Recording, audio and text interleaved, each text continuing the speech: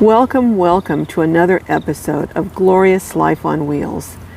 Today, I'm going to share with you a personal experience that I had, and I'm going to share with you the impact it's had on my life.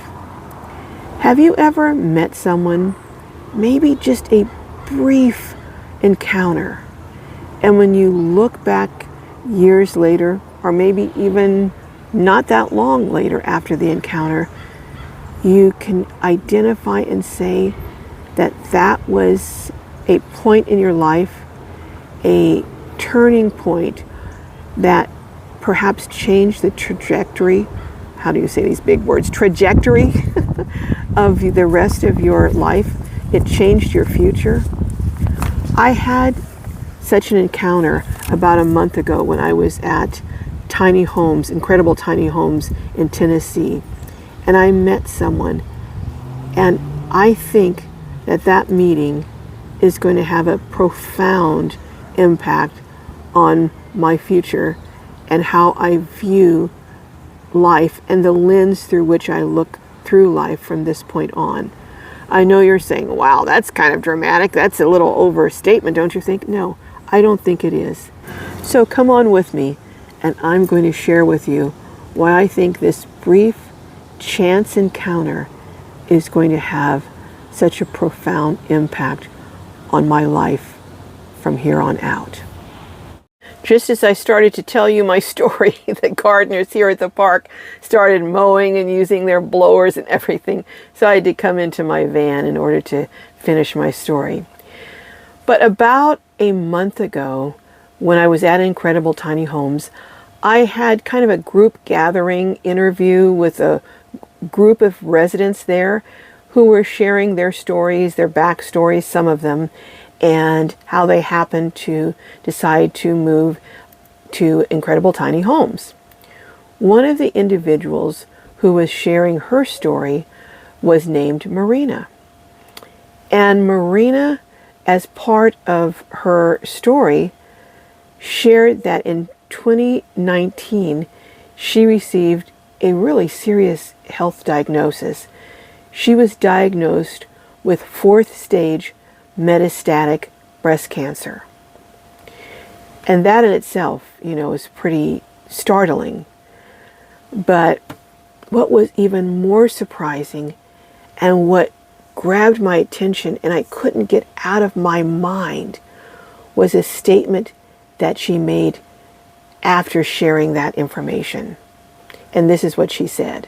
And all about mind, soul, and heart. Yes. I never been so happy. And I'm Wow. happier than I ever been. Yes. She said she had never or has never been happier. And as I was listening to the rest of her statement and her story, and then subsequently listening to everyone else's stories, I couldn't get that out of my mind. I kept trying to attend to what everyone was saying, but I kept thinking, how could someone say that they've never been happier in their life, but they received such a diagnosis that would just make most people just, distraught. And later on that day, and thank God I did, I'm so grateful I did, I had the opportunity to sit down with Marina one-on-one and interview her and do a tour of her tiny house. And during that time, she repeated, both during the time we chatted off camera and on camera, that she just was happy, but not just happy. She had real joy and peace in her life. And as I'm sitting there talking to her, I just sense like this aura about her of peace, of joy is just like emanating. It's just coming off of her. And I'm thinking as we're going through the rest of the interview, like my mind is separated like into segments because I'm trying to attend to what she's saying with one part of my brain. The other part, I'm trying to process what she said relative to the diagnosis. And in the other part of my brain, I'm trying to figure out how did she achieve this? How is she so happy? So I'm going through trying to do the interview, but I'm really in a little bit of mental turmoil trying to figure this out. But after the interview, I thought about this long and hard, and I thought about it on the drive home, and I thought about it after I got back to my home base. And I came to some conclusions. And one of the things, again, I think is going to change my life. Even at 70, I'm still a work in progress. And I have some things I want to share with you. Now, I'm no life coach. I don't have answers to, the world's challenges. I can't tell anyone how to live their life or how to be better or whatever. But I can share with you what I got out of that encounter with Marina and how it's changing how I'm looking at life and what I'm going to do. And maybe you can glean something from this, and maybe it'll help you somewhat. What I thought about as I was reflecting on Marina and her situation and her attitude, it made me think about something a pastor that I used to listen to sometimes, Dr. Charles Stanley, had said once. And he said in his decades of ministering and counseling with people that he had come to a conclusion. And that was that 90% of how a person's life turned out wasn't based on what happened to them. 90% was based on how they responded to what happened to them. And only 10%, he concluded, was based on what actually transpired in their lives. And I started thinking about that and connecting it with Marina. And one of the things that I realized as I thought more and more about it and reflected on our in-depth conversation, that a lot of it I wasn't able to capture. I wish I had, but I didn't capture on video. She makes a choice. Every single day she gets up and she lives her life intentionally. She gets up every day and decides, I'm going to be joyful today. I'm going to be happy today. I'm not going to let anyone steal my joy from me. Even if I get what is a devastating diagnosis to many, I'm still going to choose joy over despair, over sadness, over self-pity. And I thought, wow, I wonder if that's something that everyone could do, regardless of the circumstances you're in. And I don't know. I don't know if that's something we can all do, but I know it's something that I'm going to start doing. And it's interesting because as soon as I made that commitment, I said, I'm going to get up every day. I'm going to have joy. I'm going to choose joy. I'm going to be intentional. When I pray in the morning, I'm going to pray, God, give me joy. Give me a mindset to encounter or embrace things from a positive perspective. I kid you not, as soon as, like the next day that I said that and I'd made that commitment, this is how I'm going to live my life going forward, the next day it just went up in flames. I couldn't believe it. I got up that morning, I went to get in my van, and I was parked on a hill, and I went to start up my van, rather, and I was parked on a hill, so I had turned my wheels in towards the curb. Well, on my van, apparently if you turn them in too far, the wheels lock. Well, not only do the wheels lock, but you can't even turn the key. The key won't even move. So I went on YouTube and I just put in, how to unlock your wheels. And sure enough, a video came up, showed me exactly what to do. I did that. My wheels unlocked. So I thought, but I remembered as I was going through that, okay, you know what? This is not the worst thing. I do have AAA. If I have to call them, I will call them, because I'm talking myself and I'm reminding myself, remember what you said, you're going to go through life choosing joy. So I leave and I go to Costco, and I'm in line in the gas line. I'm, joyful, it's going to be a good day. And I never, or I rarely go below a half a tank, but I never go below a quarter of a tank. This day, for some reason, I had been running around this week, or that particular week. I got down to between a quarter and empty, but I wasn't on empty. But I turned the ignition off because I thought I'm not going to burn gas while I'm in line, because I was way at the back of the line. And I go to turn it back on when the car's moved up, and the car wouldn't start. It says warning, low fuel. I was like, but it's not showing empty. So, my normal thing would have been to, oh my gosh, why is this happening? But remember, I'm on a new path, okay?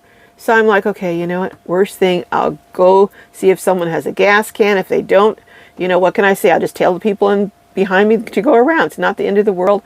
So I went up to see if someone has a gas can. I asked the guy that worked there, and he's like, no, we don't have a gas can. We'll just push you. And I asked him, I said, I'm not on empty. He goes, well, there's a little slope here, and probably the gas ran to the back. He said, but we'll just push you up to the tank, to the gas tank. So they pushed me up to the gas tank. I filled up, started up, and off I go. I'm still rolling. I'm on this positive trajectory, right? So I go into Panera. So I go there, I get my drink. I'm happy. I got a free drink. I get in the car, go to start it. It won't start. I go to start it again, and it starts up. But you know what? Having already dealt with 2 situations earlier in the day, and having that mindset that it's going to be okay, I didn't panic, and I drove over to my mechanic shop. Anyhow, he figures it out. It's the battery. Turns out they had the battery in stock. I get my battery. I'm installed. I'm good to go. I'm back on a track, but I'm just saying that these things all happen simultaneously on the same day, right after I made the decision to live my life with joy. So I guess what I'm saying is, once you make that decision, I don't know whether it's Satan, I don't know what it is, but you're going to be challenged. You're going to be challenged. And I know that I'm going to backslide, that, I'm going to go back. There are going to be things that come up, and I'm going to deal with them in my old way, like, why? Get all frustrated. But I'm really working, and I'm keeping Marina in my mind. And I'm thinking, if she can have joy and be happier in life than she's ever been with a diagnosis that she has, I should be able to find joy every single day. And these little things like wheels locking, or running out of gas, or car stopping, that's nothing compared to the news that she's been given. And I really think, like I said, I'm a work in progress. I'm 70 years old. I'm not going to change overnight.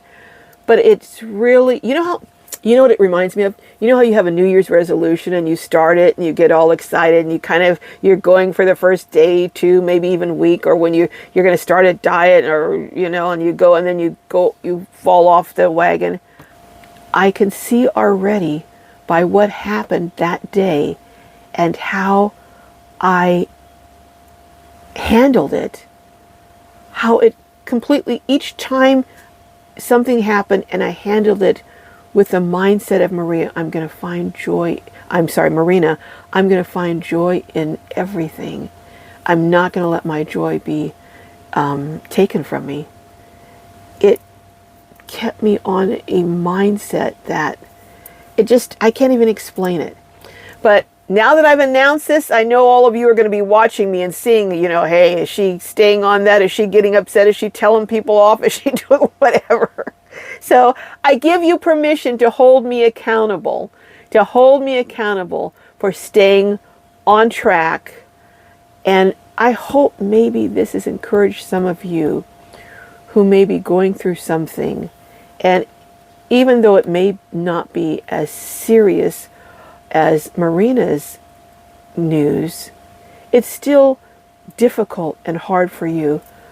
But I encourage you to choose joy, to get up every morning and intentionally say, I'm going to have joy today.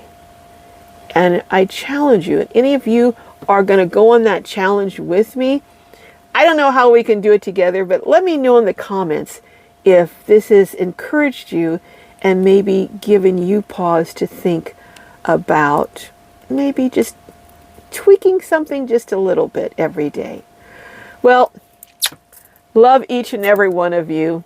May your journeys be filled with joy and blessings. And I'm going to start sharing with you some of my encounters, because I know I'm going to start being bombarded now that I've decided this. The universe is just going to come after me to try and get me to backslide.